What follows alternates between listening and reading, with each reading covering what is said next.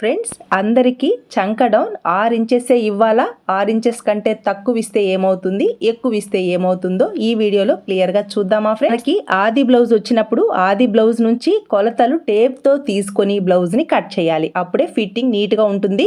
Blouse పొడవుని, chest లూజ్ని, అలాగే నడుం లూజ్ని, dots కోసం ఎక్స్ట్రా ఖర్చుని, సైడ్ జాయింట్ వైపు కూడా ఖర్చుని మార్క్ చేసుకున్నాను.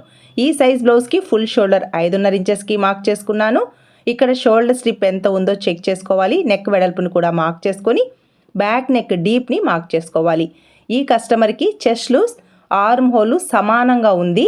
అలాగే ఫ్రంట్ పార్ట్లో బస్ట్ ఎక్కువ అనమాట. ఇలా ఉన్నప్పుడు ఫస్ట్ నేను ఆర్మ్ హోల్ డౌన్ 6 ఇంచెస్కి మార్క్ చేసుకున్నాను. ఫుల్ షోల్డర్ 5.5 ఇంచెస్కి మార్క్ చేసుకొని కార్నర్లో 1.5 ఇంచెస్కి ఇలా మార్క్ చేసి కర్వ్డ్ స్కేల్ని ప్లేస్ చేసి ఇలా కర్వ్ షేప్ని అంటే చంక రౌండ్ని ఇలా డ్రా చేసుకున్న తర్వాత పై వైపున ఖర్చును వదిలేసి చెక్ చేశాను.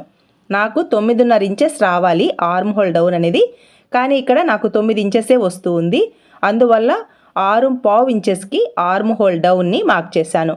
ఇలా మార్క్ చేసి చెక్ చేస్తే చూసారా, కరెక్ట్గా నాకు 9.5 ఇంచెస్కి మ్యాచ్ అయింది. చంక డౌన్ని మార్క్ చేసేటప్పుడు వాళ్ళ బాడీ తీరుకు తగినట్టుగా మార్క్ చేసుకోవాలి. ఈ సైజ్ బ్లౌజ్కి ఇంత చంక డౌన్ అస్సలు తీసుకోకూడదు. సైజ్ బ్లౌజ్కి 6.5 ఇంచెస్ ఇచ్చాను కదా, ఒక్కొక్కసారి 40 సైజ్ బ్లౌజ్ కూడా 5.5 ఇంచెస్ ఇవ్వాల్సి ఉంటుంది. ఫుల్ వీడియో ఛానల్ నేమ్ క్రింద ఉంది. Please subscribe.